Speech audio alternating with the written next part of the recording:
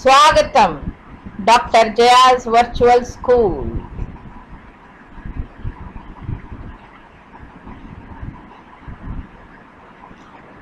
Lloyd level 5 Telugu.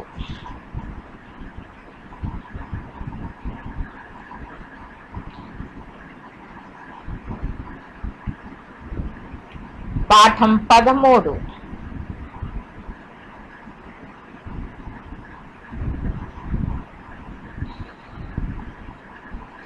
వ్యాకరణం.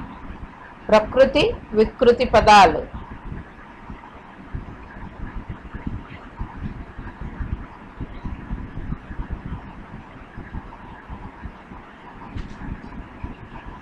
తెలుగు భాషలో చాలా ప్రకృతి వికృతులు ఉన్నాయి. తెలుగు నిఘంటువులు వీటిని ఆకారాది క్రమంలో కూడా చూపిస్తాయి.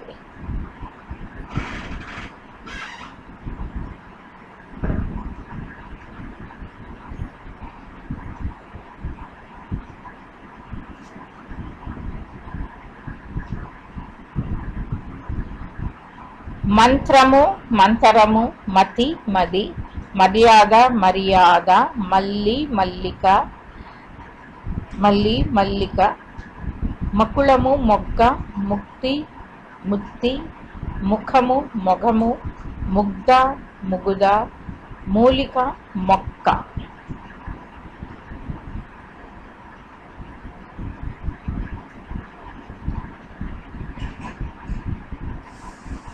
ఈ చిత్రాన్ని చూసి ప్రకృతి వికృతి పదాలతో వాక్యాలు చెప్పండి.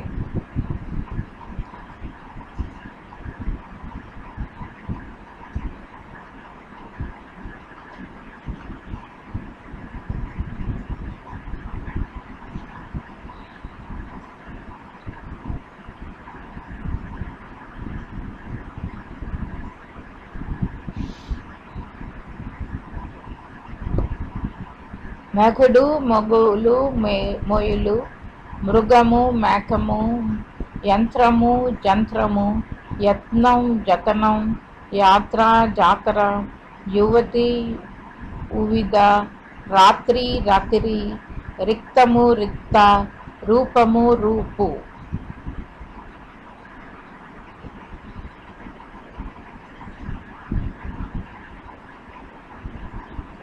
ఈ చిత్రాన్ని చూసి ప్రకృతి వికృతి పదాలు వాడి వాక్యాలు చెప్పండి.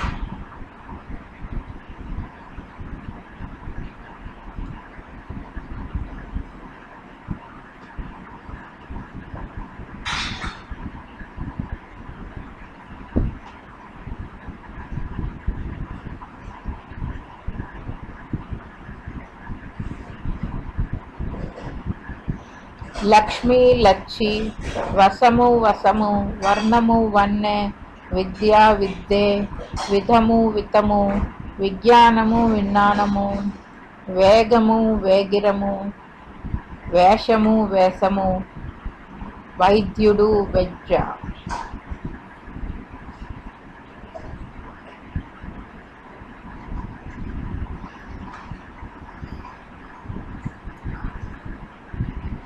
ఈ చిత్రాన్ని చూసి ప్రకృతి వికృతి పదాలను వాడుతూ వాక్యాలను చెప్పండి.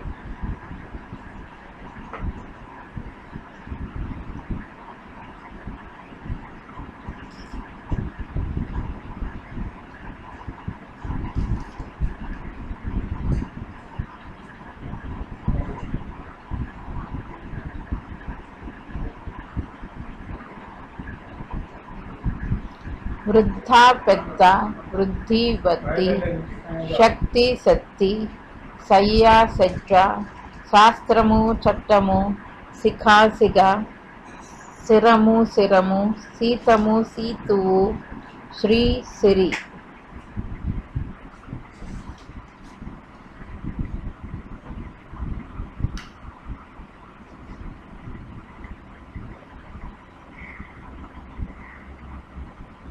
ఈ చిత్రాన్ని చూసి ప్రకృతి వికృతి పదాలు వాడుతూ వాక్యాన్ని చెప్పండి.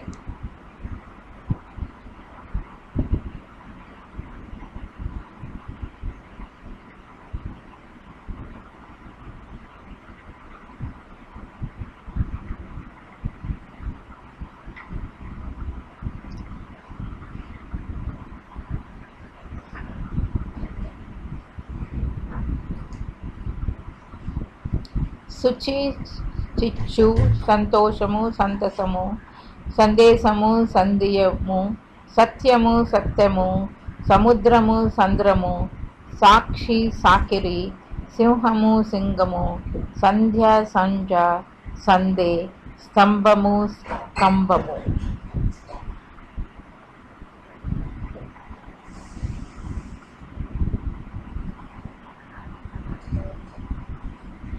ఈ చిత్రాన్ని చూసి ప్రకృతి వికృతి పదాలు వాడుతూ వాక్యాలను చెప్పండి.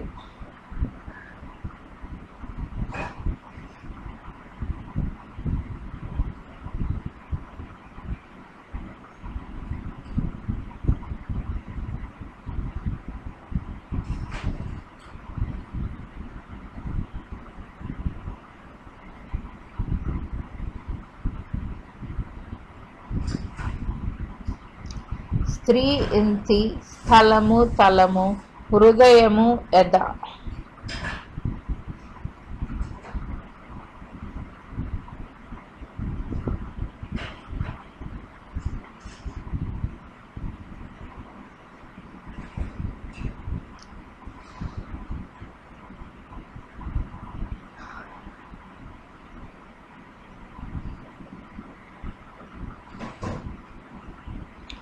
ఈ చిత్రాన్ని చూస్తూ ప్రకృతి వికృతి పదాలను వాడుతూ వాక్యాలు రాయండి.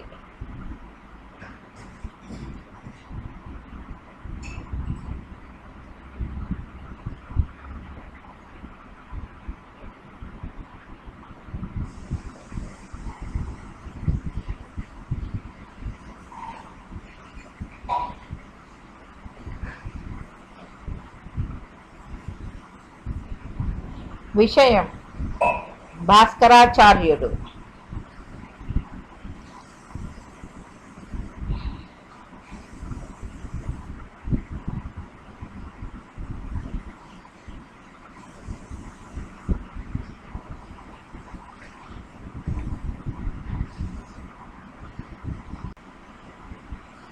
భాస్కరాచార్యుడు మనం 10, 20 అనే విధంగా రాసే అంకెలను, అలాగే లెక్కలలోనూ 0 ఉంటుందని మనకు తెలుసు. ఈ 0 లేకుండా మనం లెక్కలు చేయగలమా? చేయలేము. ఎందుకంటే 0కు విలువ ఉంది కాబట్టి. దీనిని కనుగొన్న శాస్త్రవేత్త భాస్కరాచార్యుడు. ఇక్కడ కనుగొనడం అంటే 0కు విలువ నిరూపించడం. లెక్కలను గణితం అని కూడా అంటారు. ఈ గణిత శాస్త్రంలో ప్రపంచ ఖ్యాతిని ఆర్జించిన భాస్కరాచార్యుడు మహారాష్ట్రలోని విజ్ఞాడవిడి అనే గ్రామంలో 1114వ సంవత్సరంలో జన్మించాడు. భాస్కరాచార్యుని తండ్రి పేరు మహేశ్వరుడు. ఆయన గొప్ప ఖగోళ శాస్త్రవేత్త. భాస్కరాచార్యుడు తన తండ్రి వద్దనే చాలా విద్యలు నేర్చుకున్నాడు. బ్రహ్మగుప్తుడు అనే గణిత శాస్త్ర పండితుడిని ఆదర్శ గురువుగా భావించాడు. ఈయన రచించిన సుప్రసిద్ధ గణిత శాస్త్రం గ్రంథం పేరు సిద్ధాంత శిరోమణి. ఈ గ్రంథంలో 4 భాగాలు ఉన్నాయి. అవి లీలావతి గణితం, బీజగణితం, గణితాధ్యాయం, గోళాధ్యాయం. ఈ సిద్ధాంత శిరోమణి గ్రంథంలోని లీలావతి బీజ గణితాలను అక్బర్, షాజహాన్లు పర్షియన్ భాషల్లోకి అనువాదం చేయించారు. లోక్ బ్రూక్ ఆంగ్లంలోకి అనువాదం చేశాడు. లీలావతి గణితం చాలా ప్రసిద్ధమైంది. దీనిపై 20కి పైగా వ్యాఖ్యానాలు, గ్రంథాలు వచ్చాయి. ఒక భాష నుంచి పలు భాషల్లోకి అనువాదం చేయడం ద్వారా చాలామందికి విజ్ఞానం అందుతుంది. భాస్కరాచార్యుడు తన గ్రంథాలన్నిటిలోని సంస్కృత భాషలో రాశాడు. ఈయన కలన కుతూహలం అనే మరో గ్రంథాన్ని కూడా రచించాడు. ఇది పండుగలకు, ముహూర్తాలకు మొదలైన అంశాలని నిర్ణయించడానికి. పంచాంగ శాస్త్రవేత్తలకు చాలా ఉపయోగకరమైన గ్రంథం. భాస్కరాచార్యుడు రాసిన ప్రతి గ్రంథం నాటి నుండి నేటి వరకు అందరి ఆమోదాన్ని సంపాదించుకుంది. శాస్త్రవేత్తలు, మహాత్ములు అందరూ మనలాగే పుట్టి గొప్ప స్థితికి చేరడానికి వారి కృషి, పరిశోధనలు కారణం. కాబట్టి కష్టపడిన వాడు చక్కటి ఫలితాన్ని పొందుతాడు. మనం కూడా గొప్పవారంగా కావడానికి ఇలాంటి వారిని ఆదర్శంగా తీసుకొని కృషి చెయ్యాలి.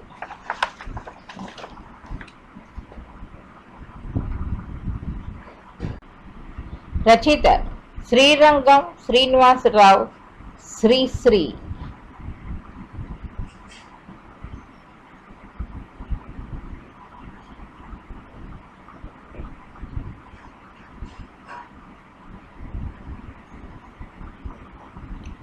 ఇరవయవ శతాబ్దపు తెలుగు సాహిత్యాన్ని శాసించిన మహాకవి శ్రీశ్రీ. శ్రీరంగం శ్రీనివాసరావు శ్రీశ్రీగా ప్రసిద్ధుడయ్యాడు. విప్లవ కవిగా, సాంప్రదాయ ఛందోబద్ధ కవిత్వాన్ని ధిక్కరించిన వాడిగా, అభ్యుదయ రచయితల సంఘం అధ్యక్షుడిగా, విప్లవ రచయితల సంఘం స్థాపక అధ్యక్షుడిగా, సినిమా పాటల రచయితగా ఆయన ప్రసిద్ధుడు. శ్రీశ్రీ హేతువాది మరియు నాస్తికుడు. మహాకవిగా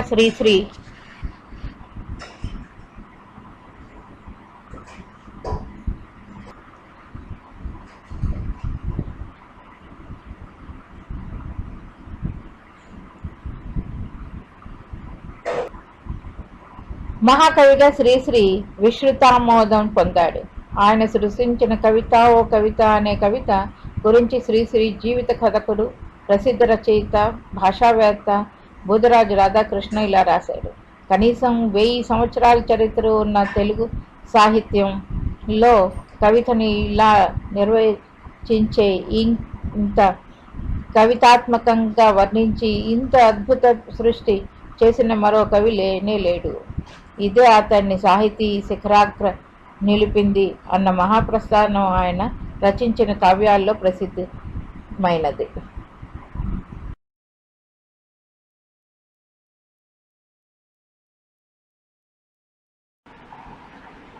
రుక్మిణీ కళ్యాణం. విదర్భదేశపు రాజు భీష్మకుడు. అతని రాజధాని కుండిన నగరం భీష్మకుడికి రుక్మధరుడు, రుక్మబాహుడు, రుక్మకేశుడు, రుక్మిమలి అనే కొడుకులు, రుక్మిణి అనే కూతురు ఉన్నారు. రుక్మిణి అందరికన్నా చిన్నది. ఆమె చాలా చక్కనిది, బుద్ధిమంతురాలు, సకల విద్యలు నేర్చినది. లక్ష్మీదేవి వంశంతో పుట్టడం వల్ల చిన్నతనం నుంచి విష్ణుమూర్తి అంటే భక్తి ఆమెకు. కృష్ణుడి మహిమలను గురించి ఆమె విన్నది. అతనే భర్త కావాలని వేడుకుంటూ ఎల్లప్పుడూ కృష్ణుడినే ధ్యానిస్తూ ఉంటుంది. అయితే ఆమె అన్నలు రుక్మి మొదలైన వారికి అది ఇష్టం లేదు. కృష్ణుడంటే వారికి గిట్టదు. ముఖ్యంగా పెద్దన్న రుక్మి సరసుడు కాడు. శిశుపాలుడు మొదలైన దుష్టులతో అతనికి స్నేహం. చేది దేశపు రాజు శిశుపాలుడినే రుక్మిణి ఇచ్చి పెళ్లి చేయాలని అతని ఉద్దేశం. భీష్మక రాజుకు తన కుమార్తెను కృష్ణుడికే ఇచ్చి పెళ్లి చేయాలని ఉన్నప్పటికీ కొడుకు రుక్మి మాట కాదనే ధైర్యం లేదు.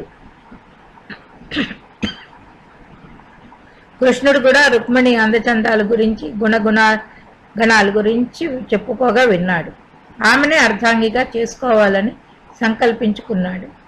అయితే రుక్మిణి శిశుపాలుడికి ఇచ్చి పెళ్లి చేయాలని నిశ్చయించుకుని ముహూర్తం పెట్టించాడు రుక్మి. పెళ్లి ఏర్పాట్లు చక్కచక్కా జరిగిపోతున్నాయి. అప్పుడు రుక్మిణి తనకి ఇష్టుడు, భగవద్దక్షుడు అయిన ఒక బ్రాహ్మణ్ణి పిలిచి అతని ద్వారా కృష్ణుడికి రహస్యంగా సందేశం పంపించింది. తన ఇష్టానికి వ్యతిరేకంగా శిశుపాలుడికి ఇచ్చి పెళ్లి చేయబోతున్నారని, సమయం మించకపో ముందే వచ్చి రాక్షస విధానంలో తనను బలాత్కారంగా తీసుకొని పోయి పెళ్లాడవలసినదని వర్తమానం పంపింది. బ్రాహ్మడు ద్వారకకు వెళ్ళి కృష్ణుడికి రుక్మిణి సందేశం వినిపించాడు. కృష్ణుడు సంతోషించి సేనలతో బయలుదేరి మండిన నగరానికి వచ్చాడు. పెళ్లినాడు రుక్మిణి అలంకారం చేసుకొని గౌరీ పూజకై ఊరి వెలుపల గల దేవి ఆలయానికి వెళ్ళి తిరిగి వస్తున్న సమయంలో కృష్ణుడు వచ్చి ఆమెను రథంపై ఎక్కించుకొని వెళ్ళసాగాడు. అప్పుడు పెళ్లి కుమారుడుగా వచ్చిన శిశుపాలుడు, అతని స్నేహితులైన ఇతర రాజులు రుక్మి కృష్ణుడు చేసిన ఆగడం చూసి అడ్డు తగిలారు. పెద్ద యుద్ధం జరిగింది. కృష్ణుడు శిశుపాలులను ఓడించి రుక్మిణి కూడా విద విరధుణ్ణి చేసి బందీగా పట్టుకున్నాడు. అయితే రుక్మిణి కోరికపై అతన్ని చంపకుండా కత్తితో అతని తల మీసాలు కొరికి అవమానించి వదిలిపెట్టాడు. ఆ విధంగా కృష్ణుడు రుక్మిణిని తీసుకుని ద్వారకకు వెళ్ళాడు. అక్కడ కృష్ణుడికి రుక్మిణికి వైభవంగా వివాహం జరిగింది.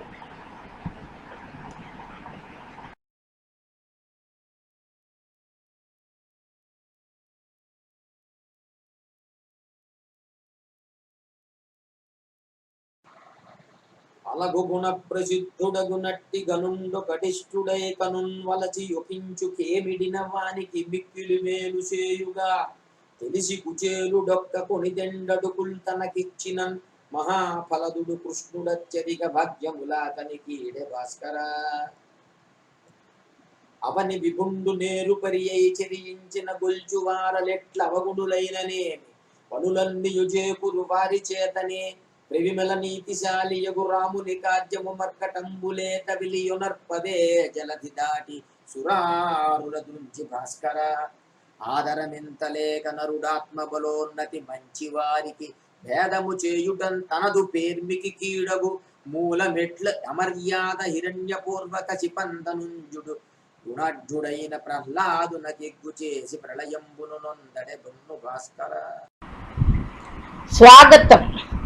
Doctor Jaya's virtual school like level 5 Telugu పాఠం 14 వ్యాకరణం స్త్రీలింగములు.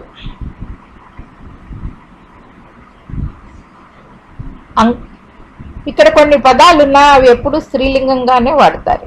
వాటిని అంక విద్య, అంగజ, అంగన, అందగత్తె, అంధకురాలు, అంబ, అక్క, అక్షతయోని, అగజాత, అజ, అతివ, అత్తవ, అబల, అభిసారిక, అమల, అమ్మ, అమ్మమ్మ, అమ్మవారు, అయోనిజ, అర్చన, అలువేణి, ఆవని, అవ్వ, అష్టమి, అనతి.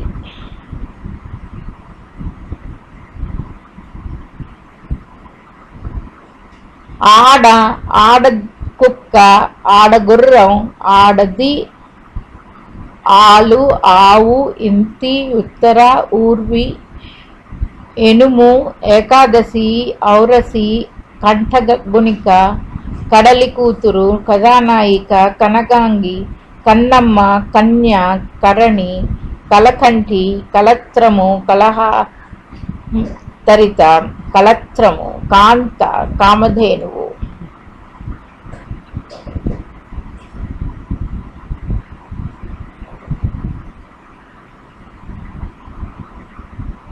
గంగిగోవు, గజగామిని, గతి, గద, గర్భవతి, గర్భిణి, గాయకురాలు, గాయని, గుబ్బలాడి, గుమ్మ, గృహిణి, గేదె, గో, గోపి, గోవు, గౌరి, ఘట్టిక, కోమలి, కాంతి, క్రియ, కాసిని, కోడలు, కోడిపెట్ట, కోమలాంగి.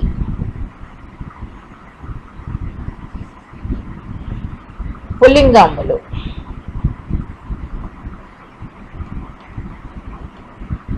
అంగజాలవాడు, అంగరక్షకుడు, అంగారకుడు, అంగీకారము, అంగుళము,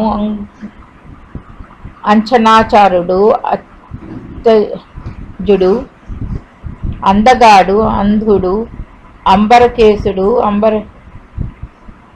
అంక్షిగతుడు, అగచాట్లపోతు, అగస్త్యుడు, అగాధం, ఆఘాతం, అగ్గికంటి, అగ్గిచూలి, అగ్ని, అచ్యుతుడు,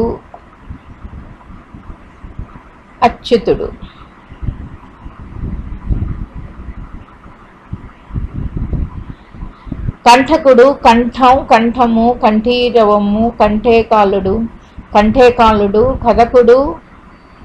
కథకుడు, కన్నయ్య, కపర్ణి, కపాలి, కపిధ్వజుడు, కమలాసనుడు, కరము, కర్ణధారుడు, కర్ణుడు, కర్ణవరము, కర్ణశకుడు, కళాకారుడు, భక్తుడు, కాటాధారుడు, కనోముడు.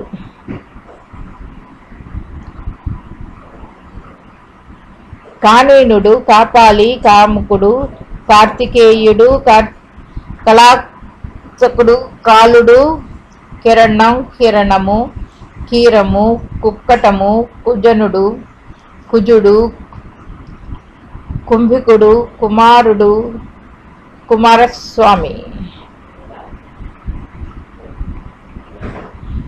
కుమారుడు, కులపతి, కేతువు, కేశవుడు, కేసుకుడు, కేసుకుడు, కొడుకడు, కొడుకు, కోడిపుంజు, కోణం, కోణము, క్రమేలకం, క్రమేలకం, క్రయము, క్రిమి, క్రీస్తు, క్రోధం, క్రోధము. నపుంసక లింగములు: అంగన్యాసము, అకారణము, అకాలము, అక్కసము, అఖాతము, అఖిలము, అగచరము, అగత్యము, అగ్ని సంస్కారము, అచలము, అణువు, అత్తరు, అదృష్టము, అద్దము, అధరం, అధరము, అధివాసము, అపత్యము, అభ్రకము, అస్త్రము.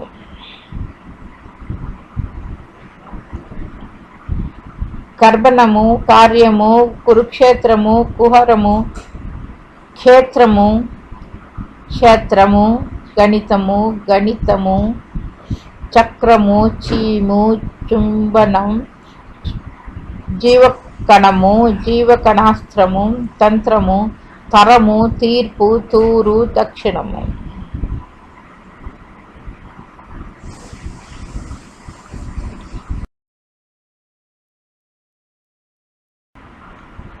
చిత్రకళ.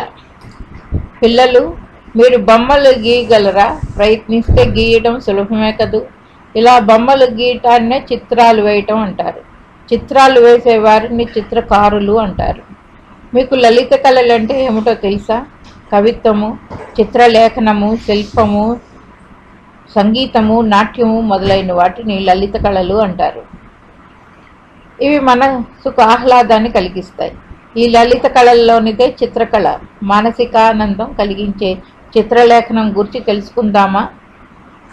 చిత్రలేఖనము ఒక దృశ్య కళ, అంటే చూసి ఆనందించేదన్నమాట. ఈ చిత్రాలు, రేఖాచిత్రాలు, వర్ణ చిత్రాలు అని రెండు రకాలు. రేఖాచిత్రాలు అంటే గీతలు ద్వారానే రూపాన్ని గీయడం. ఇక వర్ణ చిత్రాలు అంటే రంగులతో చిత్రించేవి. వస్తువు సమగ్ర రూపం వర్ణ చిత్రాల్లో వ్యక్తం అవుతుంది. గుహల గోడల మీద వేసిన చిత్రాలు చూస్తున్నాం. ఇలా గోడల మీద వేసిన చిత్రాలను కుండ్య చిత్రాలు అంటారు. కాగితం మీద, బట్టల మీద, లోహం మీద కూడా చిత్రాలు వేస్తారు.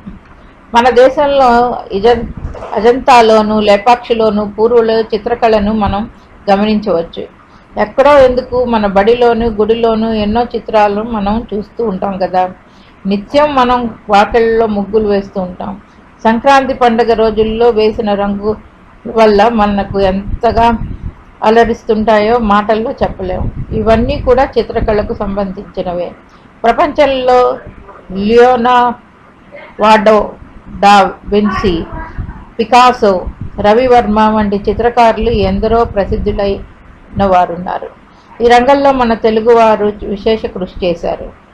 వారిలో దామర్ల రామారావు, అడవి బాపిరాజు, వడ్డాది పాపయ్య, పిటి రెడ్డి, బాపు గారు మున్నవారు చిత్రకళలో వన్న తెచ్చి కూర్చారు. తెలుగువారికి ప్రపంచ ఖ్యాతి అర్జించి పెట్టారు.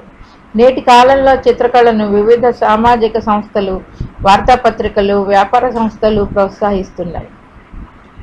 జాతీయ పర్వదినాల్లో పాఠశాలలోని విద్యార్థులకు చిత్రలేఖన పోటీలు నిర్వహిస్తున్నారు. ఇప్పుడు ఈ చిత్రకళ ఉపాధిగా చాలామంది జీవిస్తున్నారు. పిల్లలు చిత్రకళను అభ్యసించాలి, పోటీల్లో పాల్గొనాలి, కొత్త పద్ధతులను శ్రీకారం చుట్టాలి. ఒక చిత్రం మనలను ఆలోచింపజేస్తుంది, మన సృజనాత్మకతను అర్థం చేసుకుంటుంది.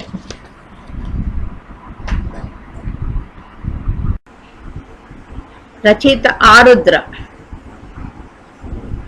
తెలంగాణ పోరాట ఇతివృత్తంతో రాసిన త్వమేవాహం 1949 కావ్యం చదివి ఇక నేను పద్యాలు రాయకపోయినా పర్వాలేదు అని మహాకవి శ్రీశ్రీ ప్రశంస పొందిన ఆరుద్ర పూర్తి పేరు భాగవతుల సదాశివ శంకర్ శాస్త్రి.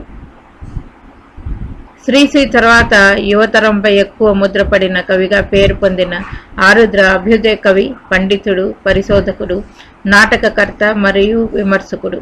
ఈయన భార్య కె రామలక్ష్మి కూడా ప్రముఖ తెలుగు రచయిత్రి.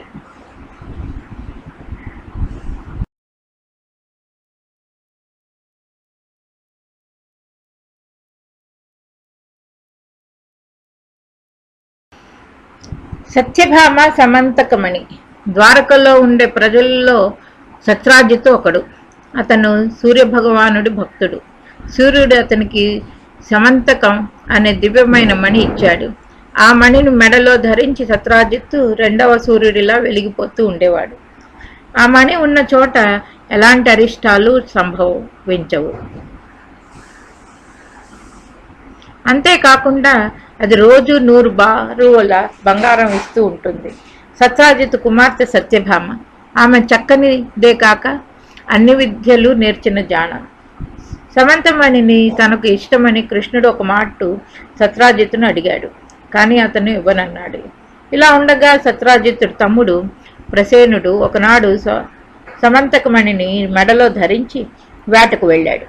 అప్పుడు ఒక సింహం ప్రసేసుణ్ణి చంపి సమంతకమణిని ఎత్తుకొని పోయి భల్లూకరాజు జాంబవంతుడు ఆ సింహాసనాన్ని చంపి సమంతకమణిని అపహరించాడని సత్రాజిత్తు నింద వేశాడు. అన్యాయంగా తనపై నింద వచ్చినందుకు కృష్ణుడు వెంటనే అడవికి వెళ్ళి అక్కడ అడుగుజాడల కనిపెట్టి జాంబవంతుడి గుహలోకి వెళ్ళి సమంతకమణి కనిపించింది. ఆ మణిని తీసుకోవాలని కృష్ణుడు ప్రయత్నిస్తుడుగా జాంబవంతుడు వచ్చి కృష్ణుడితో తలపడ్డాడు. కృష్ణుడికి జాంబవంతుడికి 28 రోజులు ఘోరంగా యుద్ధం జరిగింది. జాంబవంతుడి బల క్షీణించింది. తనను ఓడించగలవాడు విష్ణుమూర్తి తప్ప మరెవరూ ఉండరని, పూర్వం శ్రీరామచంద్రమూర్తి ఇప్పుడు కృష్ణుడిగా అవతరించాడని జాంబవంతుడు తెలుసుకొని తనను మన్నించమని వేడుకున్నాడు. సమంతకమణితో పాటు తన కుమార్తె జాంబవతిని కూడా కృష్ణుడికి సమర్పించాడు. కృష్ణుడు మణిని జాంబవంతిని తీసుకుని ద్వారకకు తిరిగి వచ్చి మణిని సత్రాజిత్తుకు అప్పగించి తనపై నిష్కారణంగా వచ్చిన అపనింద తొలగించుకున్నాడు. అన్యాయంగా కృష్ణుడిపై నింద వేసినందుకు సత్రాజిత్తు నొచ్చుకొని సమంతకమణిని తన కుమార్తె అయిన సత్యభామను స్వీకరించమని కృష్ణుడిని వేడుకున్నాడు. కృష్ణుడు జాంబవతిని సత్యభామను కూడా పెళ్లాడాడు. తర్వాత కృష్ణుడు కాళింది, మిత్రవింద, నజిత, భద్ర, లక్ష్మణ అనే మరి 5 కన్యలను కూడా వివాహమాడాడు. ఆ విధంగా కృష్ణుడికి 8 భార్యలు అయినారు. అందరిలోనూ రుక్మిణి పట్ట మహేష్ అయింది. కొంతకాలానికి రుక్మిణి యందు ప్రద్యుమ్నుడు అనే కుమారుడు జన్మించాడు. శివుడి 3వ కంటి మంటలో దగ్ధమైపోయిన మన్మధుడే ప్రద్యుమ్నుడు. అతను తన మేనమామ కూతురు రుక్మవతిని పెళ్లాడాడు. ప్రద్యుమ్నుడికి రుక్మవతికి పుట్టినవాడే అనిరుద్ధుడు.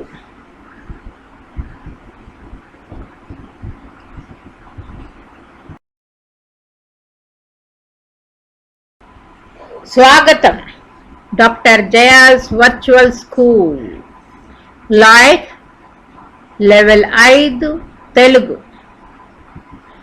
పాఠం 15.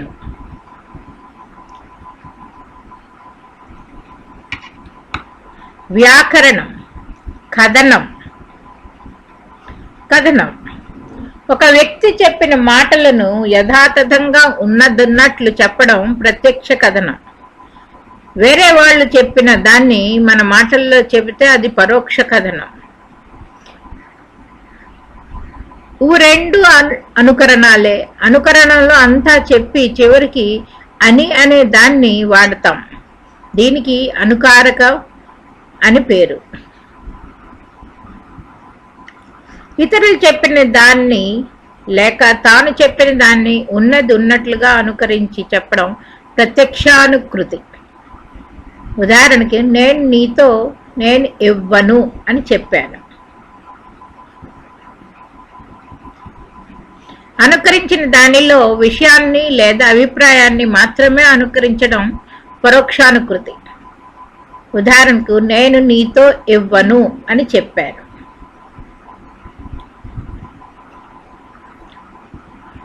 ప్రత్యక్ష కథనం నేను గుడికి వెళుతున్నాను అని చెప్పాను.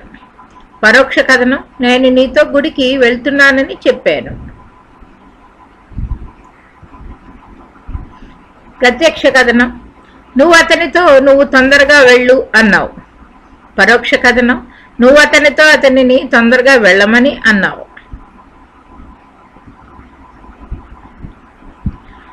ప్రత్యక్ష కథనం అమ్మ మీతో బాగా రాయండి అని చెప్పినది. పరోక్ష కథనం అమ్మ మీతో బాగా రాయమని చెప్పినది. ప్రత్యక్ష కథనం మంగళంపల్లి నా సంగీత అనుభవాలను వివరిస్తాను అని అన్నారు. పరోక్ష కథనం మంగళంపల్లి తన సంగీత అనుభవాల్ని వివరిస్తానని అన్నారు.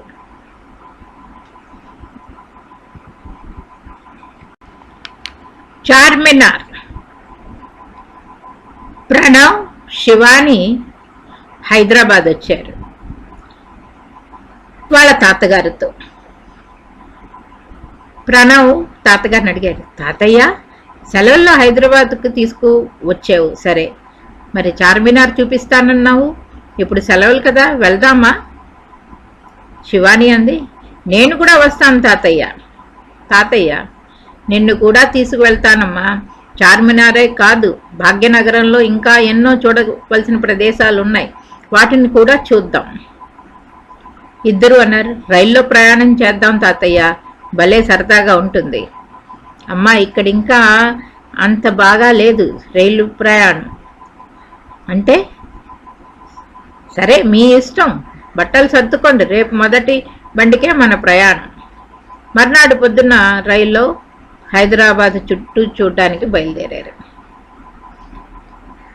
ప్రణవ్, తాతయ్య హైదరాబాద్ నుంచి భాగ్యనగరం అని కూడా అంటారు కదా, ఆ పేరు ఎలా వచ్చిందో చెప్పవా? తాతయ్య, పూర్వం కుతుబ్ షాహీ వంశస్థులు హైదరాబాద్ను పాలించారు. వారిలో 5వ వాడు మహమ్మద్ బిన్ కుతుబ్ షా. అతను భాగవతిని పెళ్లి చేసుకున్నాడు. ఆమెపై ప్రేమకు చిహ్నంగా భాగ్యనగరాన్ని 1591 సంవత్సరంలో నిర్మించాడు. ప్రణవ్, పట్టణం మధ్యలో నది ప్రవహిస్తోంది కదా, దీని పేరేమిటి తాతయ్య?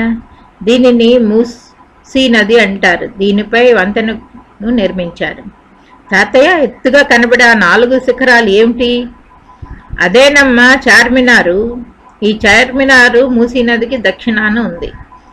91-92 15వ సంవత్సరాల్లో కులీ కుతుబ్ షా దీన్ని నిర్మించాడు. దీని ఎత్తు 56 మీటర్లు. ఈ కట్టడాన్ని సున్నితంతో నిర్మించారు. చుట్టూ 4 స్తంభాలు ఉన్నాయి. హిందీలో స్తంభాన్ని మినార్ అంటారు. చార్ అంటే 4 స్తంభాలు ఉన్నాయి కాబట్టి ఆ కట్టడాన్ని చార్మినార్ అని అంటారు. ఈ నిర్మాణాన్ని ఎందుకు చేశారంటావు తాతయ్య? భలే మంచి ప్రశ్న వేశావు ప్రణవ్. చార్మినార్ను భాగమతికి ప్రేమ కానుకగా నిర్మించారని కొందరు చరిత్రకారులు చెప్తారు. మరికొందరు ఈ కాలంలో ప్లేగ్ జబ్బు వ్యాపించిందట, ఎంతోమంది చనిపోయారట. దాని నివారణకు గుర్తుగా 4 రోడ్ల కూడికలో చార్మినార్ని నిర్మించాడని మరికొందరు చెబుతారు. చార్మినార్ని ఎక్కాలని ఉంది తాతయ్య, మనం ఎక్కుదామా? అలాగే ఎక్కుదాం. ఒక్కొక్క మినార్ ఎత్తు 30 మీటర్లు, 148 మెట్లు వలయాకారంలో ఉన్నాయి. 2వ అంతస్తులో నిర్మించిన మసీదులో ఒకేసారి 240 మంది నమాజ్ చేసుకునే వీలుంది. కింద అంతస్తుల్లో నీటి ఫౌంటైన్ ఉంది. రాత్రి వేళల్లో సరిగ్గా చూడలేము కదా తాతయ్య? అదేం కాదమ్మా, కన్నులు మెరుమిట్లు గొలిపే విద్యుత్ దీపాల కాంతిలో చార్మినార్ మెరుస్తూ అందరినీ విందు చేస్తోంది. ఈ రోజుల్లో రాత్రి వేళల్లో చూడడానికి ఎక్కువ మంది తహతాలాడుతున్నారు. అదిగో అక్కడ పెద్ద ద్వారంలా కనిపిస్తోంది, అదేమిటి తాతయ్య? అవును ప్రణవ్, అది పెద్ద ద్వారమే. చార్మినార్కి 4 వైపులా 4 ద్వారాలున్నాయి. వీటి మధ్యలో రకరకాల అంగళ్ళున్నాయి. వాటిలో ముఖ్యంగా గాజులు, నగలు, బట్టలు మొదలైనవి దొరుకుతాయి. ఈ ప్రాంతం మంచి ముత్యాల అమ్మకానికి ప్రసిద్ధి. ఇక్కడికి దగ్గరలో మక్కా మసీదు, రాష్ట్ర హైకోర్టు, సాలారంగ్ జంగ్ మ్యూజియము ఉన్నాయి. వాటన్నిటిని రేపు చూద్దాం. సరే తాతయ్య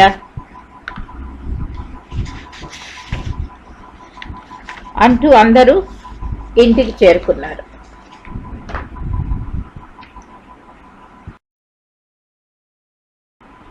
రచయిత ఎర్రాప్రగడ.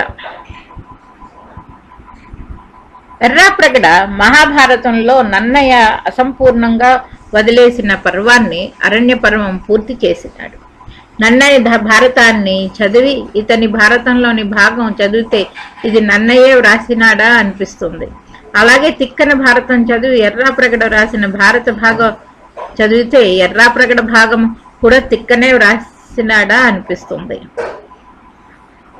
సంస్కృతంలో రాసిన మహాభారతాన్ని తెలుగులోకి అనువాదం 11 నుంచి 14వ శతాబ్దాల మధ్య జరిగింది.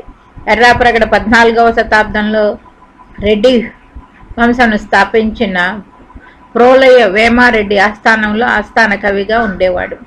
ఎర్రాయిని ఎల్లాప్రగడ, ఎర్రన అనే పేర్లతో కూడా వ్యవహరిస్తారు. ఈయన ప్రబంధ పరమేశ్వరుడు అని బిరుదు కలదు.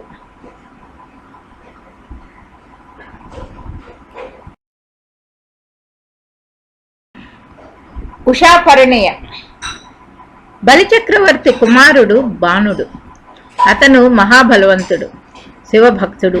శివుణ్ణి మెప్పించి తన నగరమైన సోణపురం ద్వారం వద్ద కాపలా ఉండేటట్లు చేసుకున్నాడు. బాణాసురుడికి కుమార్తె ఉష. ఆమె చక్కని చుక్క. ఒకనాడు అనిరుద్ధుడు ఆమెకు కలలో కనిపించాడు. అప్పటి నుంచి ఉష అనిరుద్ధుని ప్రేమిస్తూ వచ్చింది. చిలకత్త అయిన చిత్రలేఖ ఓ రాత్రి వేళ యోగ బలంతో ఆకాశ మార్గాన ద్వారకకు వెళ్లి నిద్రలో ఉన్న అనిరుద్ధుడిని తెచ్చి ఉషాకన్య దగ్గర చేర్చింది. వారిద్దరూ ప్రేమతో రహస్యంగా గడుపుతూ ఉన్నారు. అయితే ఈ విషయం బాణుకి తెలిసి అతను అనిరుద్ధుని నాగపాలసాలతో బంధించి ఉంచాడు. ఇలా ఉండగా అక్కడ ద్వారకలో అనిరుద్ధుడు జాడ తెలియక అంతా ఆందోళన చెందారు. తర్వాత నారదుడి వల్ల అనిరుద్ధుడి సంగతి తెలుసుకుని కృష్ణుడు యాదవ వీరులతో సోణపురంపై దండెత్తి వచ్చాడు. బాణాసురుడి బంటుగా ఉన్న శంకరుడికి కృష్ణుడికి గొప్ప యుద్ధం జరిగింది. కృష్ణుడు తన మాయతో శివుడిని మోహంలో ముంచివేసి బాణాసురుడిని ఓడించాడు. శంకరుడి ప్రార్థన మన్నించి బాణుకి 1000 చేతులు నరికివేసి చంపకుండా విడిచిపెట్టాడు. అప్పుడు బాణుడు అనిరుద్ధుడిని బంధ విముక్తిని కావించి ఉషను అతనికిచ్చి వైభవంగా వివాహం చేశాడు.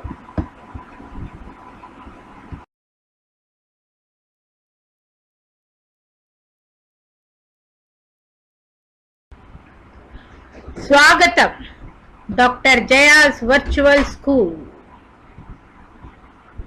లాయిక్ లెవెల్ 5 తెలుగు. పాఠం 18. వ్యాకరణం, అంకగణితం.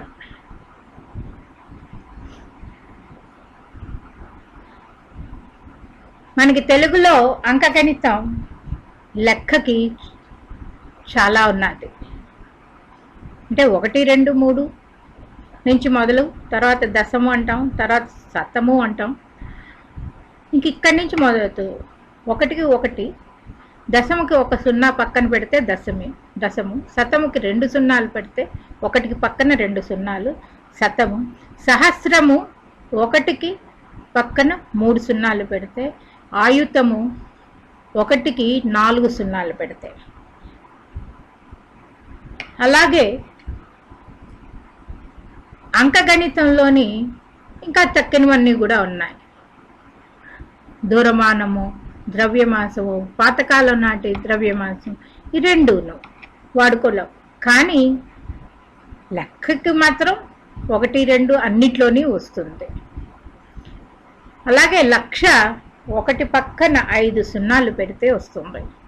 దశలక్ష 1 పక్కన 6 సున్నాలు పెడితే, కోటి 6 పక్కన 7 సున్నాలు పెడితే, దశకోటి 1 పక్కన 8 సున్నాలు పెడితే, శతకోటి 1 పక్కన 9 సున్నాలు పెడితే వస్తుంది. దీంట్లో కాలాన్ని కూడా మనం ఈ అంకగణితమే వాడుతాము. అలాగే సంవత్సరాలని, 100 సంవత్సరాలని, 1000 సంవత్సరాలని, కానీ అన్నిటికీ ఒక లెక్క ఉంటుంది. ఆ లెక్కే ఇప్పుడు ఇక్కడ మనం చూస్తున్నది. అర్బుదము అంటే 1 పక్కన 10 సున్నాలు, న్యూర్బుదము అంటే 1 పక్కన 11 సున్నాలు, కర్వము అంటే 1 పక్కన 12 సున్నాలు, మహాకర్వము, తర్వాత పద్మము 1 పక్కన 13 సున్నాలు వస్తాయి. అలాగే మారకపు గణాల్లో కూడా అంకగణితం వాడుకలో ఉంది. ఇంకోటి ఏంటంటే మహాపద్మము, క్షోణి, మహాక్షోణి, శంఖము, మహాశంఖము.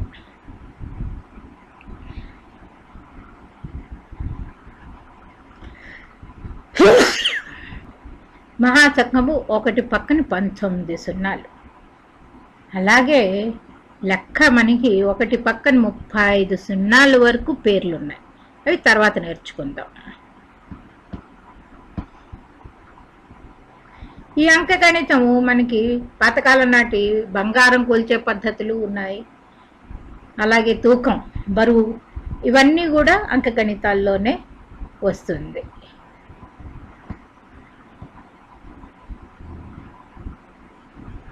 అలాగే అంకగణితంలో క్రమసూచక సంఖ్యలు అని కూడా ఉన్నాయి. అంటే అవేమిటి? క్రమసూచక సంఖ్యలు మొదటిది, రెండవది, మూడవది, 4వ, 5వ, 6వ, 7వది, 8వది, 9వది, 10వది. అంటే 1, 2, 3 అనకుండా మొదటిది, రెండవది, ఇవి క్రమసూచక సంఖ్యలు.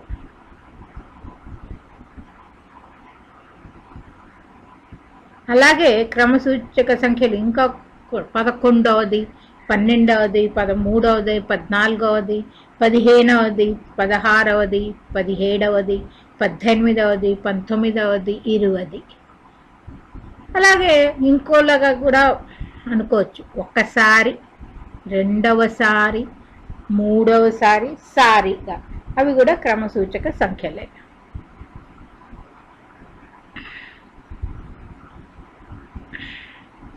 కొన్ని పదాల్ని మనం ఐక్యం చేసే పదాలు అంటాం. ఎలాగంటే కంటే, తో, మరియు, ఇవి జాయినింగ్ వర్డ్స్, కంజంక్షన్స్ అంటాం ఇంగ్లీష్లో. నేను ఐక్యం చేసే పదాలు.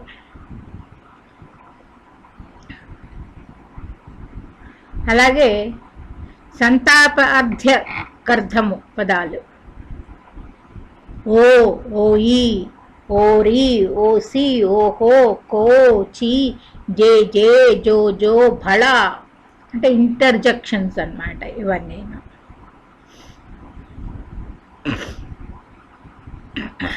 అలాగే ప్రత్యయములు కూడా ఉన్నాయి. క్రింద, గురించి, పర, పైన, యా, యొక్క. ఇక్కడ చూడొచ్చు, కుక్క కింద నుండి, మీద నుండి, వెనక్కుంది. అలాగా ఇవన్నీ ప్రత్యయములు కూడా.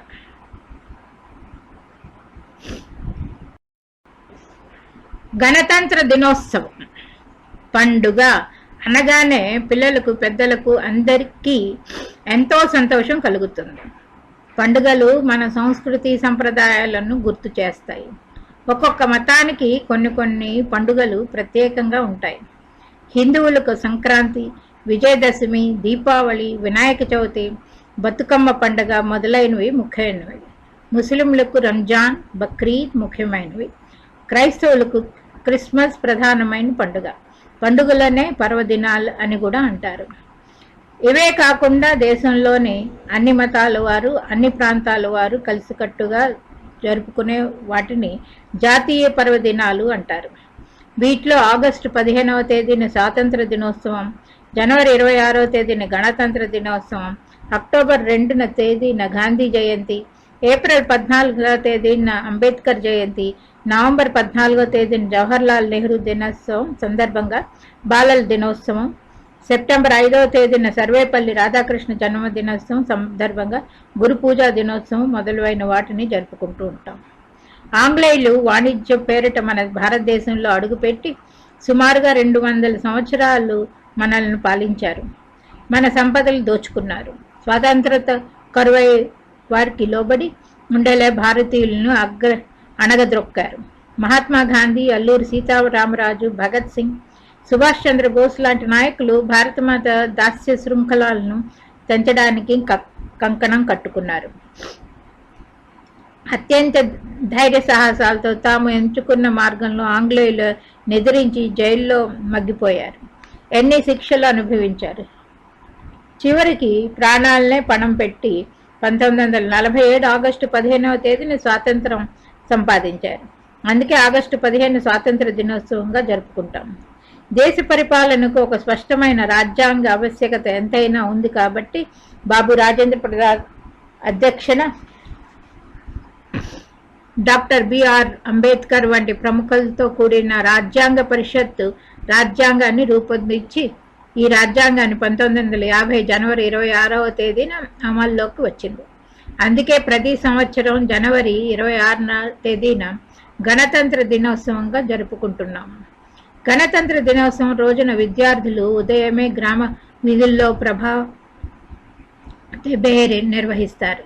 భారత్ మాతకు జై, గణతంత్ర రాజ్యానికి జై అంటూ నినాదాలతో ప్రబోధాత్మక గీతాలతో ఉత్సాహంగా ఊరంతా తిరుగుతారు. పాఠశాలల్లో పతాకావిష్కరణ జరుపుతారు. పతాకంలోని కాషాయ రంగు త్యాగానికి చిహ్నం, తెలుపు రంగు శాంతికి గుర్తు, ఆకుపచ్చ రంగు పచ్చని పైరులకు సంకేతం.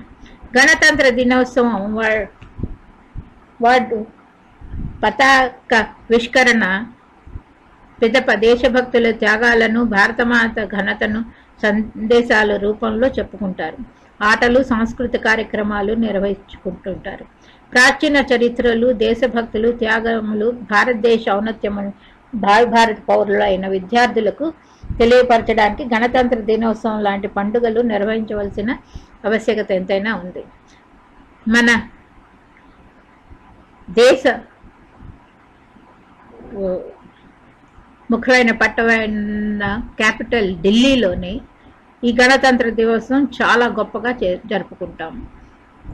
భారత ప్రధాని, భారత రాష్ట్రపతి ఇక్కడ వచ్చి మన సైన్యాలు, 3 సైన్యాలు, పిల్లలు, పెద్దలు, డ్యాన్సులు అన్నీ ఇక్కడ జరుపుకుంటారు. ఈ దినోత్సవం చాలా గొప్పమైన దినోత్సవం.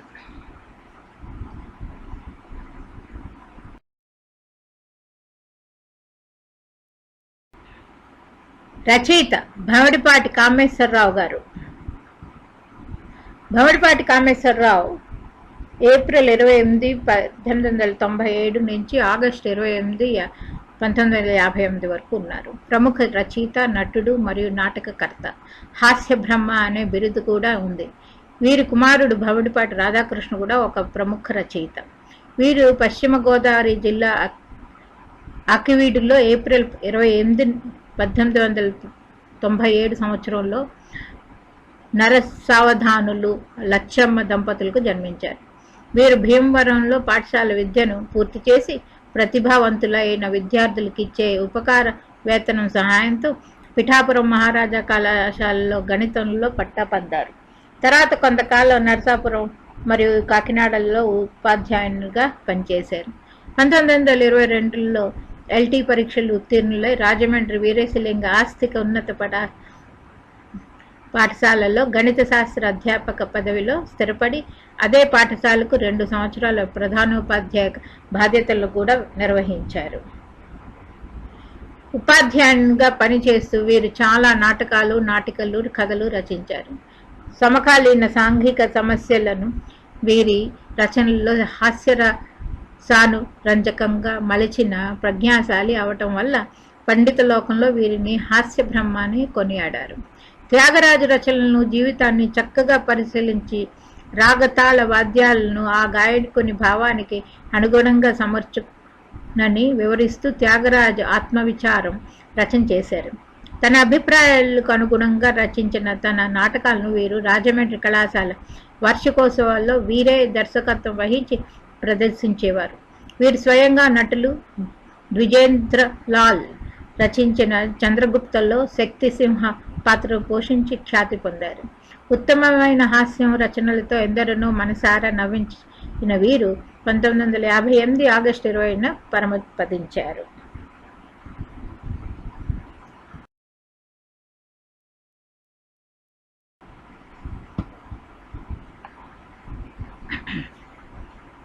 స్వాగతం డాక్టర్ జయాల్స్ వర్చువల్ స్కూల్. ఇక్కడ ఒక నీతి కథ చెప్పుకుందాం.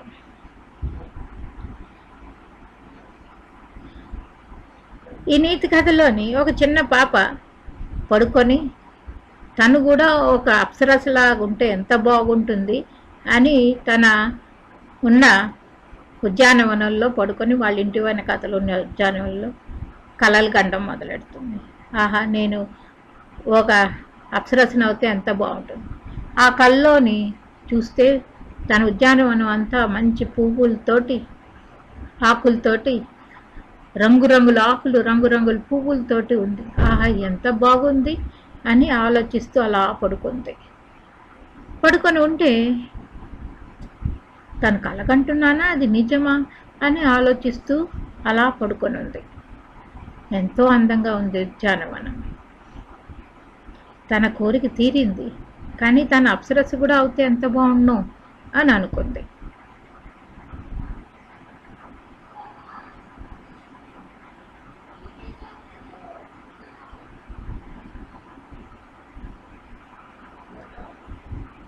ఇలా అనుకున్న సమయంలో అక్కడికి గుర్రాలు, పక్షులు అన్నీ వింత వస్తున్నాయి. ఒక అప్సరస కూడా దిగింది అక్కడ. ఆ అప్సరసను చూసింది, గుర్రాన్ని చూసింది, పక్షిని చూసింది. ఏంటి, నేను ఏ లోకంలోకి వచ్చేసాను?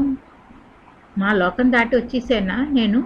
ఏమిటి అనుకుంటే ఆ అప్సరస నా దగ్గరికి వచ్చి, నువ్వు కూడా అప్సరస కావాలనుకుంటున్నావు కదా, ఇందా అని నాకు కూడా రెక్కలు కట్టి ఒక మంచి గౌను వేసి ఉంది. అది చూసి నేను నా భుజం మీద చెయ్యి వేసరికి నేను అప్సరసన అయిపోయాను. ఎంత సంతోషంగా ఉందో. నేను కూడా ఇప్పుడు ఎగిరే అప్సరసనా అని అడిగాను. అవును, నువ్వు కూడా ఎగరగలవు, ఇగో నీకు కూడా ఉన్నాయి రెక్కలు, చూసుకో. అవును, నాకు 2 రెక్కలు ఉన్నాయి. సో నేను హాయిగా ఎగురుతూ అలాగా ఒక వైలన్ పట్టుకొని వాయిస్తూ ఒక నీటి ఒడ్డున కూర్చొని వాయిస్తున్నాను, తన్మయతో వాయిస్తున్నాను. అక్కడున్న పక్షులు అవి అన్నీ కూడా వచ్చి తన్మయతంలో నా వింటున్నాయి.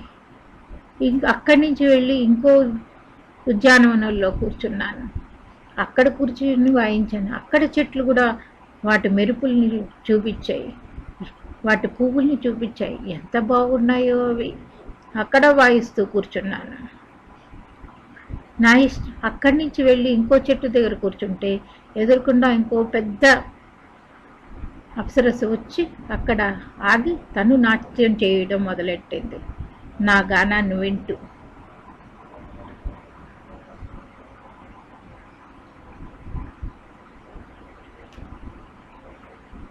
అక్కడికి ఒక అపురూప వింతైన పక్షి కూడా వచ్చింది. ఆ పక్షిని నేను ఎప్పుడు చూడలే, కానీ చాలా పెద్ద పక్షి నా పక్కనే ఉండి అక్కడ వింటోంది నేను వాయిస్తున్న వాదాన్ని. కానీ నేను మాత్రం తన్మయత్వంతో అలా ఉండి వాయిస్తూనే ఉన్నాను. ఇంకో అప్సరస వచ్చి నాకు ఇక్కడ కూర్చొని నా పాట వింటూ, ఎంత బాగా వాయిస్తున్నావు నువ్వు అంది. అవునా అంటే, అవును, చూడు చుట్టూ అన్నీ ఆడుతున్నాయి, అన్నీ నాట్యం చేస్తున్నాయి మొక్కలు. చూడు అక్కడ ఇంకో పక్షి వచ్చింది, అది పక్షి కాదు, జంతువు కాదు, కొత్తగా ఉంది కదా, చూడు ఆ కొత్త పక్షి. అవును, మొసలిలా ఉంది, మొసలి మొహమే కానీ పక్షి అది. పక్షి, వింత పక్షి. అది నిన్ను చూడ్డానికే వచ్చింది. నన్ను చూడ్డానికా? అవును, నువ్వు పాడుతున్నావు కదా అందుకు. ఓహో అనుకొని వాయించడం మొదలెట్టాను. ఇంతట్లో పెద్ద అప్సరస వచ్చింది. నన్ను అప్సరసగా తయారు చేసిన అప్సరస వచ్చింది. మళ్ళీ బాగున్నావా అని అడిగింది. బాగున్నాను. అంతా తిరిగి వచ్చావా అంటే అంతా తిరిగి వచ్చాను, అన్నీ చూసి వచ్చాను. చాలా బాగున్నాయి కదూ? చాలా బాగున్నాయి. నా కోరిక చెల్లింది. నీ కోరిక చెల్లిందా? ఊహాగానంలో ఎప్పుడూ కోరికల్ని చెల్లించుకోండి, అదే బాగుంటుంది. అంటే ఇది ఊహాగానమా? కాదు, నువ్వు అనుకున్నది నీకు జరిగేటట్టు చూశాను నేను. కానీ అది నిరంతరం ఉండదు. కోరిక అన్నది నిరంతరం ఉండడానికి కాదు. అప్పట్లో అప్పుడు వచ్చింది అంతే. దీన్ని అనుభవించావు, దానితో సంతోషించు అని మళ్ళీ మాయమైపోయింది. నేను మళ్ళీ నా ఉద్యానవనంలో ఒక్కరితోని పడుకొని ఉన్నాను. గబుక్కని లేచి చూసేసరికి ఎవరూ లేరు చుట్టూ. అంటే ఇదంతా నా కళ అన్నమాట. నా కోరికను ఇలా తీర్చుకున్నానా? చాలా బాగుంది.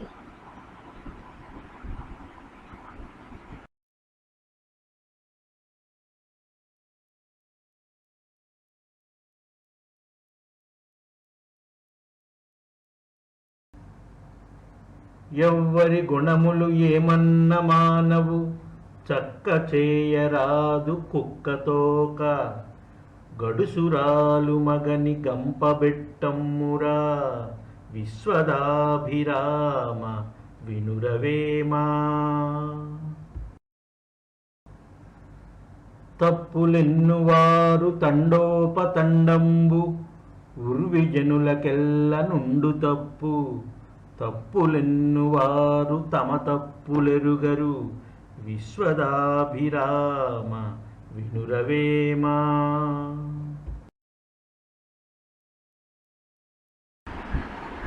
స్వాగతం డాక్టర్ జయాస్ వర్చువల్ స్కూల్ లాయిక్ లెవెల్ 5 తెలుగు పాఠం 17 వ్యాకరణం. నానుడులు, పదబంధాలు. అగ్నికి ఆజ్యం పోయు, అరటిపండు వల్చి నోట్లో పెట్టు.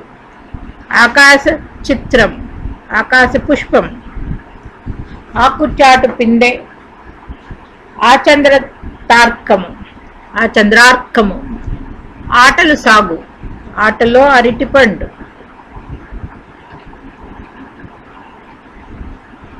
అవంతి, ఊకదంపు, ఎదురుచూచు. ఎముకలు లేని చెయ్యి, ఒక చెవితో విని మరో చెవితో వదిలేయడం. కాలుజారు, కుక్క చావు. కంచుకంఠము, కంటి తుడుపు, కడుపు చేత పట్టుకొను. కనుగప్పు, కనువిప్పు, కనుకుట్టు, కనుగప్పు. కాలం చేయు, కాలదన్ను.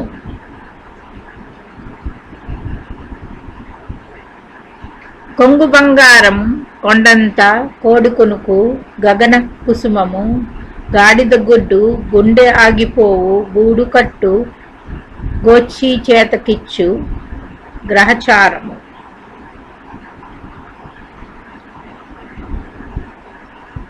చంకనాకిపోవు, చంకనాకు. చాప క్రింద నీరు, చిన్నతనము. చీరల వేట, చేతికి వచ్చు. చేతి చమురు, భాగవతము. తప్పుల తడక, తలదించుకోను. తలబిరుసు, తాటలు నడక. తెల్లబోవు, తేనె పూసిన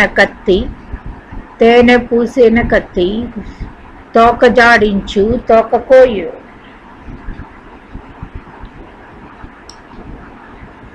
తోక తగ్గిన నక్క, నంగనాచి. నందిని పంది చేయు, నక్కజిత్తు. నాలుక జారు, పక్కలో బల్లము. పగ్గాలు అందుకొను. బంగారపు పిచ్చుక. బంగారు బొమ్మ. బురద జల్లు, బొగ్గు కరుచు.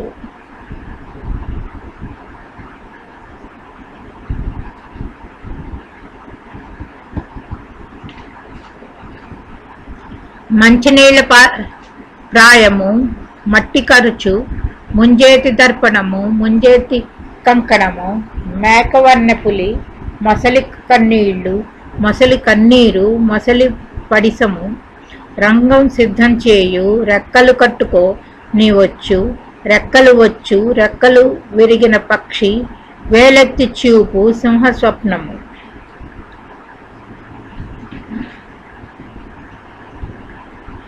అభ్యాసం కూసు విద్య, అరిచే కుక్క కరవదు, కుక్క తోక వంకర తీయలేము.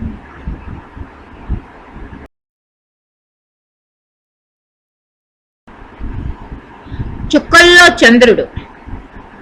బొంగరాల ఆట సందర్భంలో బాలచంద్రుడు కారెంపూడి యుద్ధం గురించి తెలుసుకున్నాడు. యుద్ధానికి సిద్ధమై తల్లి వద్దకు వెళ్ళి వీరమాతగా తనను దీవించమన్నాడు.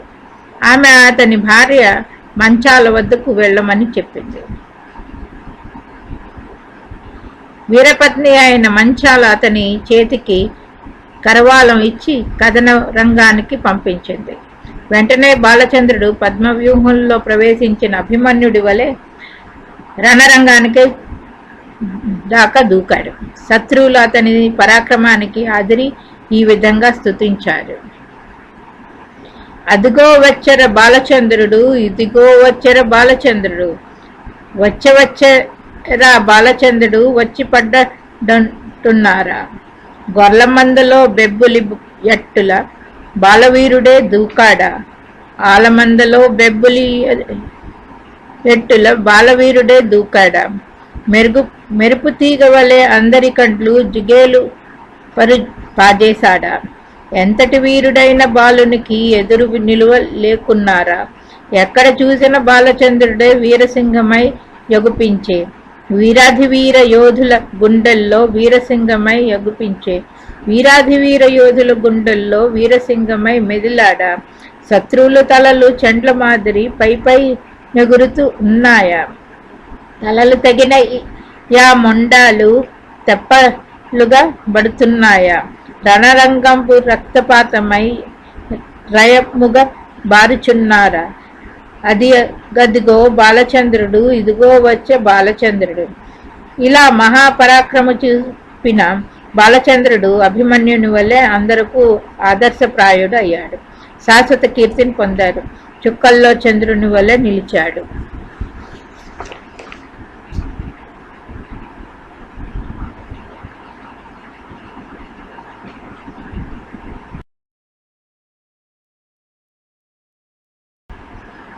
రచయిత దేవులపల్లి కృష్ణశాస్త్రి గారు. దేవులపల్లి కృష్ణశాస్త్రి తూర్పుగోదావరి జిల్లా పిఠాపురం దగ్గరలోని రామచంద్రపాలెం అనే గ్రామంలో ఒక పండిత కుటుంబంలో 1897 నవంబర్ 1న జన్మించారు. అతని తండ్రి పెద్ద తండ్రి గొప్ప పండితులు. వారింట్లో నిరంతరం ఏదో సాహిత్య గోష్ఠి జరుగుతూ ఉండేది. కృష్ణశాస్త్రి చిన్న వయసు నుండి రచనలు ఆరంభించాడు. పిఠాపురం హై స్కూల్లో అతని విద్యాభ్యాసం సాగింది. పాఠశాలలో తన గురువులు కూచి నరసింహం, రఘుపతి వెంకటరత్నం గారు ఆంగ్ల సాహిత్యంలో తనకు అభిరుచి కల్పించారని దేవులపల్లి చెప్పుకున్నాడు.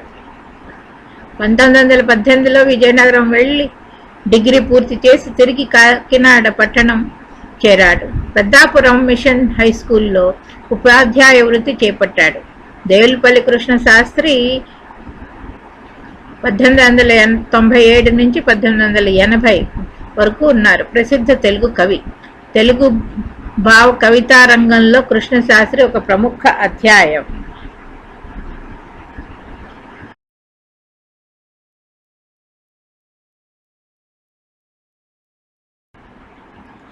స్వాగతం డాక్టర్ జయాస్ వర్చువల్ స్కూల్.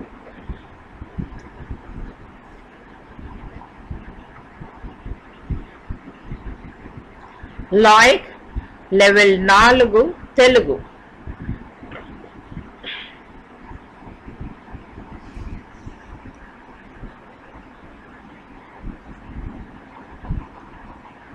పాఠం 16.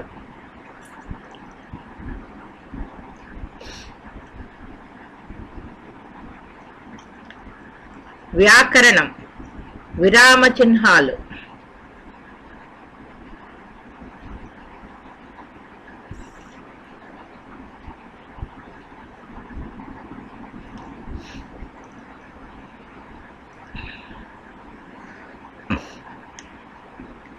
ఇవి విరామ చిహ్నాలు.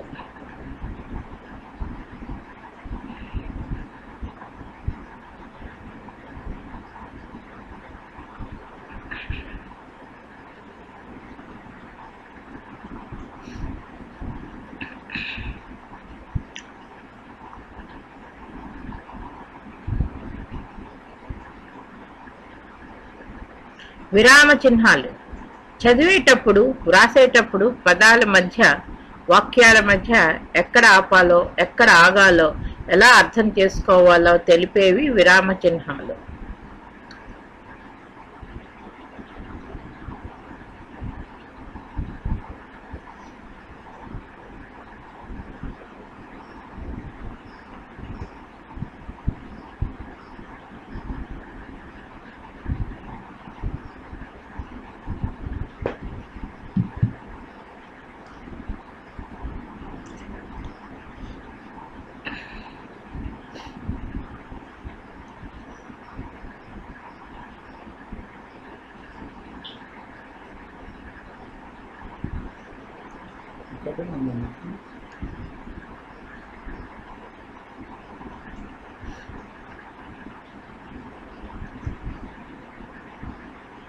బిందువు వాక్యం పూర్తయినప్పుడు పూర్తి అయినట్లుగా సూచించడానికి బిందువు పెడతారు. దీనికి సూచన ఒక డాట్.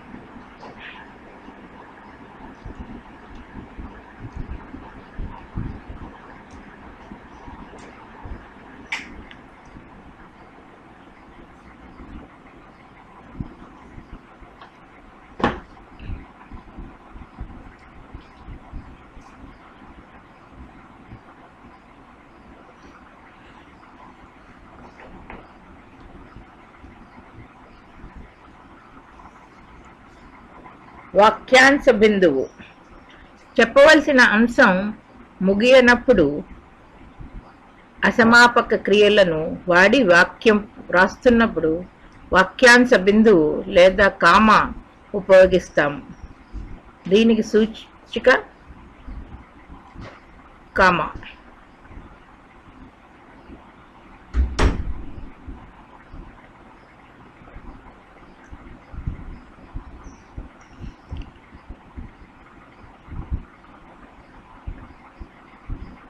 ఇవి చిహ్నాలు.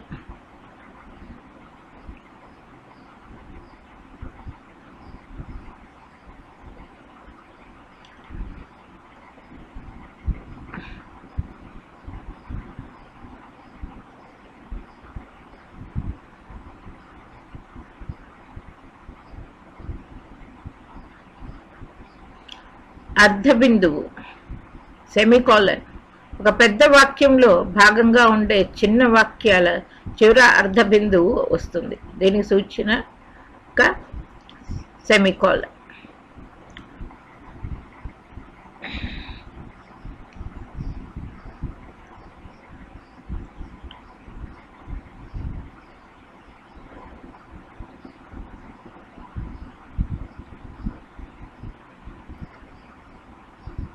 ఇవి చిహ్నాలు.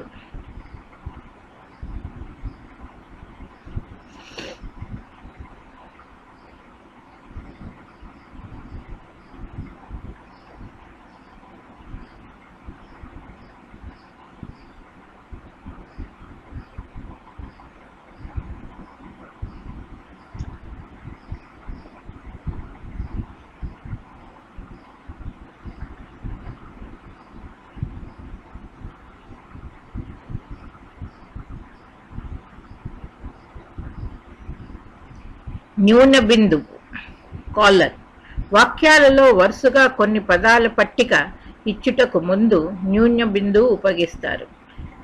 దీని సూచిక కాలన్.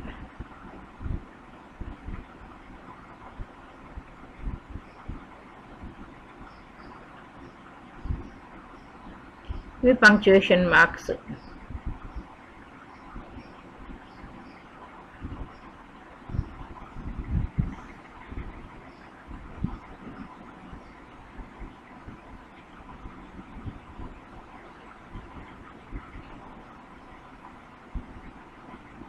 నేను ఫుల్ స్టాప్, కాలను, కామా, సెమీకాలను, అనుకరణ చిహ్నాలు, కొటేషన్ మార్క్స్. ఒకరు అన్న మాట ఇంకొకరు చెప్పుచున్నప్పుడు వేరే ఏదో ఒక గ్రంథం నుండి తీసిన వాక్యాలు చెప్పునప్పుడు అనుకరణ చిహ్నాలు వాడుతాము. దీని సూచిక కొటేషన్ మార్క్స్.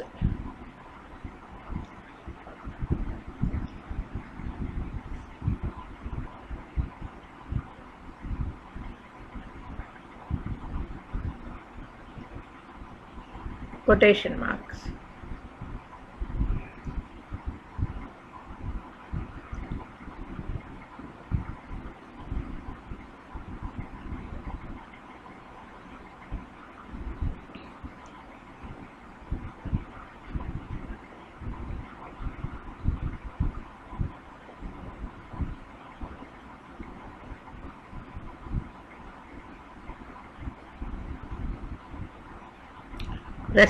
ప్రశ్నార్థకం, question mark. ఏదైనా విషయాన్ని గురించి ఎదుటివారికి అడిగేటప్పుడు ఆ వాక్యం చివర ప్రశ్నార్థకం ఉపయోగిస్తారు. దీని సూచిక క్వశ్చన్ మార్క్.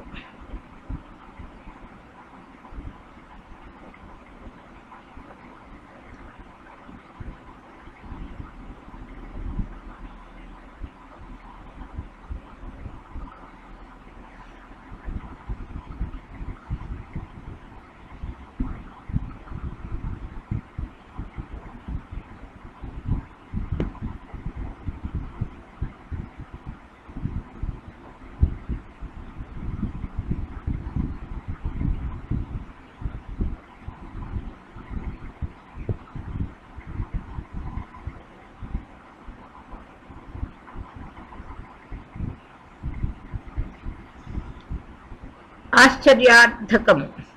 ఆశ్చర్యాన్ని, ఆనందాన్ని, భయాన్ని, వింతను, మెచ్చుకోలును తెలిపే పదాల చివర ఆశ్చర్యార్థకము ఉపయోగిస్తాం.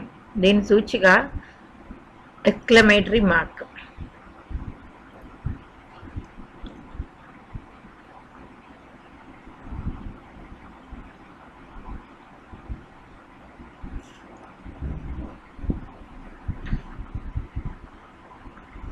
ఇది ఎక్స్క్లమేటరీ మార్క్.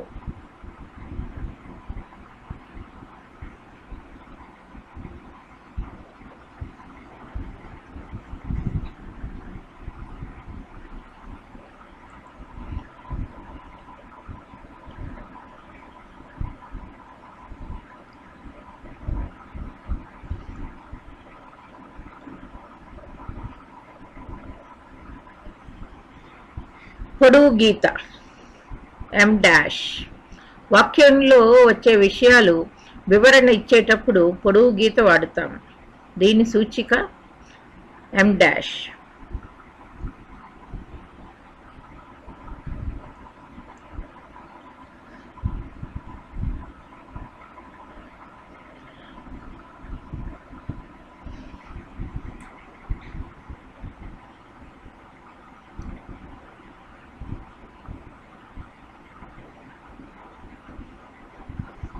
ఇక్కడ చిహ్నాలు మాట్లాడుకుంటున్నాయి.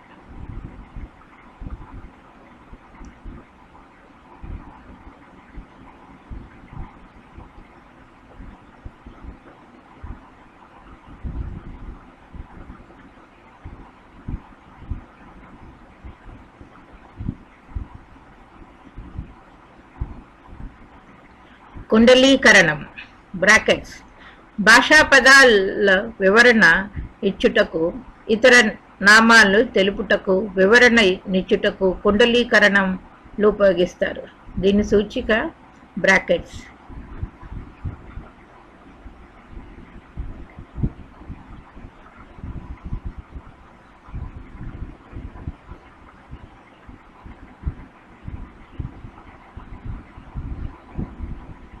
ఇవి బ్రాకెట్స్.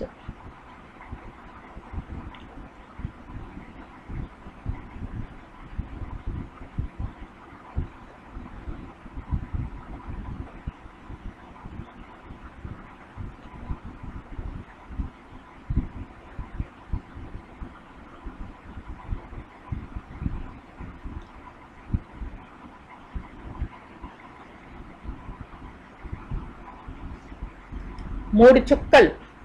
చెప్పవలసిన మాటలు లోపించినప్పుడు అక్కడ ఏవో మాటలున్నాయని సూచించడానికిగా ఈ మూడు చుక్కలను ఉపయోగిస్తారు. దీని సూచిక మూడు చుక్కలు.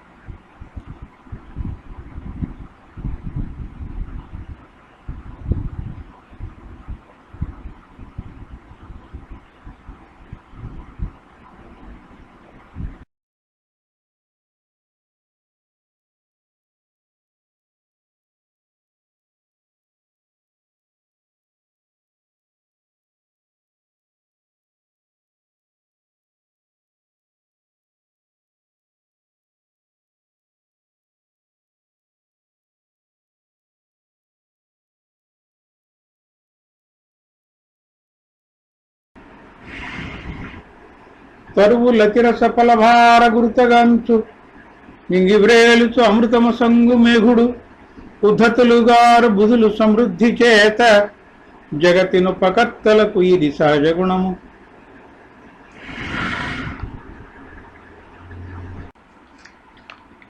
చెట్లు ఎక్కువ రసంతో కూడిన పళ్ళ బరువుతో వంగి ఉంటాయి. మేఘం ఆకాశంలో వేలాడుతూ మంచినీటిని ఇస్తుంది. ఆ విధంగా మంచివారు సంపదలు కలిగినప్పుడు గర్వంతో విర్రవీగరు.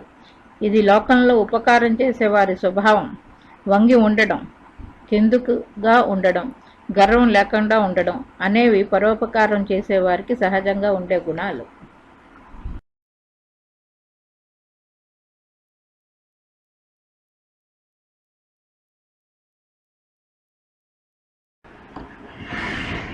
జిమణి పద్మాకరము వికచముగజేయు కుముదార్షంబుగా మించు నమృత సూతి అర్జితుడుగా ఆగజలమిచ్చు నంబుధరుడు సజ్జనులు దారె పరహిత ఆచరణమతులు.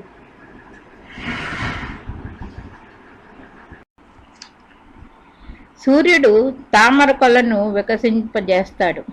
చంద్రుడు కలువలను వికసింపజేస్తాడు. మేఘుడు నీటిని ఇస్తాడు. వీరు ఈ పనులను ఆగకుండానే చేస్తారు. ఈ విధంగా మంచివారు ఎప్పుడూ ఇతరులకు ఉపకారం చేసే స్వభావం కలిగి ఉంటారు.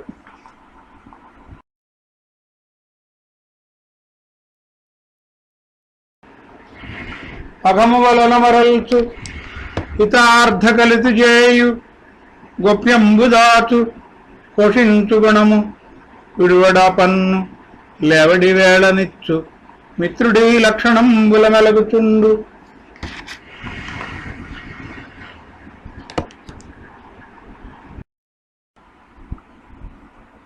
చెడ్డ పనులు నుంచి వారించడం, మంచి పనులు చేయడానికి తోడ్పడడం, రహస్యాన్ని దాచడం, సద్గుణాలను ప్రోత్సహించడం, అవంతకాలలో విడవకుండా ఉండడం, లేమి కలిగినప్పుడు సహాయం చేయడం అనేవి మిత్రుల లక్షణాలు.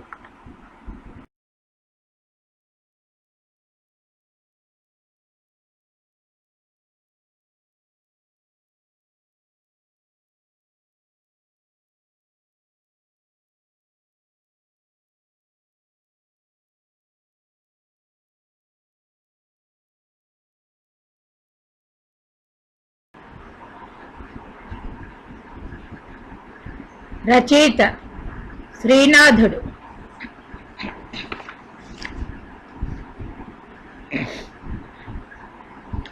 చిన్నారి పొన్నరి చిరుత కూకటినాడు రచయింతివి మరుత్తార్చట. బాల్యములోనే బృహత్ కావ్యాన్ని రచించిన ప్రౌఢ కవి శ్రీనాథుడు. వీరి రచనల్లో వీరి వ్యక్తిత్వం ప్రతిబింబిస్తుంది. పాండిత్యం, గరిమతో అంచంచల ఆత్మవిశ్వాసం మూర్తభవించిన నిండైన విగ్రహం వారి రచనలు చదువుతూ ఉంటే గోచరిస్తుంటుంది. శ్రీనాథుడు 15వ శతాబ్దంన జీవించినాడు. వీరు కొండవీటి ప్రభుత్వం సర్వజ్ఞ సింగభూపాలుని ఆస్థాన కవి, విద్యాధికారి. ఈ కాలమందు ఎందరో కవి పండితులకు రాజశ్రయం కల్పించినారు. డిండిమ భట్టు అనే పండితుడిని వాగ్దాలో ఓడించి అతని కంచు ఖడ్గను పగలు కొట్టించినాడు. ఇతనికి కవి సార్వభౌముడని బిరుదు కలదు.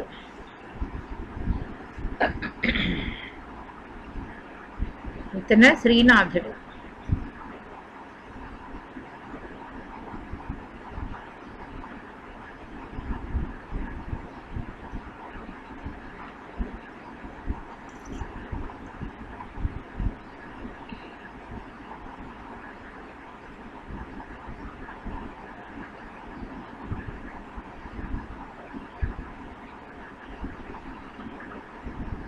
రచనలు. ఇతను ఎన్నో కావ్యాలు రచించినాడు. వాటిలో కొన్ని భీమఖండము, కాశీఖండము, మరుత్తార్చట, శృంగార నైషధము మొదలగైనవి. ఈయన రాసిన చాటువులు ఆంధ్రదేశమంతా బహు ప్రసిద్ధి పొందుతున్నాయి.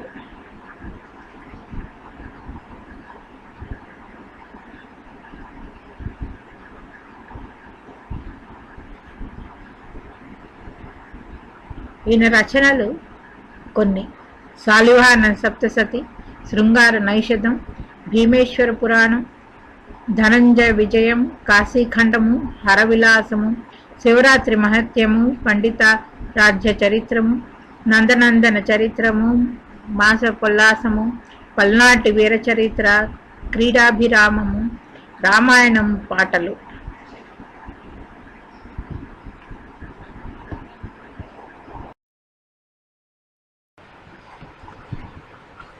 కాముకుడు తవిసి విడిచిన కొమలి పరవిటుడుగవయ కోరుట ఎల్లన్ ప్రేమమున చెరకు పిప్పికి చీమలు వెసముగినట్లు సిద్ధము సుమతి. కారణము లేని నగవును కారణములు లేని లేమ పృథివీస్థలిలో పూరణము లేని బురెయు విరణము లేని పెండ్లి వృధరా సుమతి.